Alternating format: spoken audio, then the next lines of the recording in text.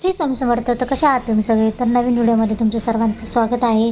तर आज मी जात आहे माझ्या घरी याच्यासाठी जात आहे कारण आम्हाला कुमारिका जीव घालायचे आहे. तर मग इथं आले, स्वयंपाक वगैरे झालेलाच होता, माझ्या सासूबाईंनी केला होता. पुरणाच्या पोळ्या टाकल्या आणि इकडे देवालाही नैवेद्य दाखवून घेतला. देवाला नैवेद्य दाखवून घेईपर्यंत लगेचच मुली आल्या, त्यांना बसवलं, त्यांना हळदी कुंकू वगैरे लावलं, पाणी फिरून घेतलं. तुम्ही बघू शकता व्हिडिओमध्ये.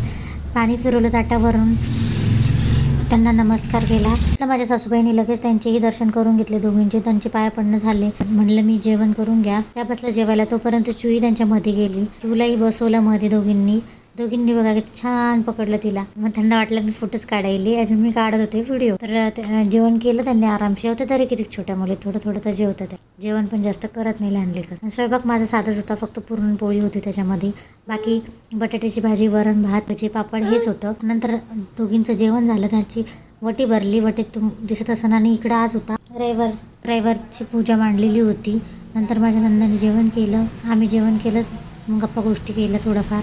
नंतर कहाणी वाचून घेतली. रविवारची कहाणी वाचताना तुम्ही चिवची मस्ती बघू शकता. तिची मस्ती सारखी चालूच राहते. तिची मस्ती चालू. मग कहाणी वाचली. मग कहाणी वाचली मोबाईलमध्येच लावली, म्हणजे आम्ही ऐकली असं म्हणता येईल. कहाणी ऐकून घेतली.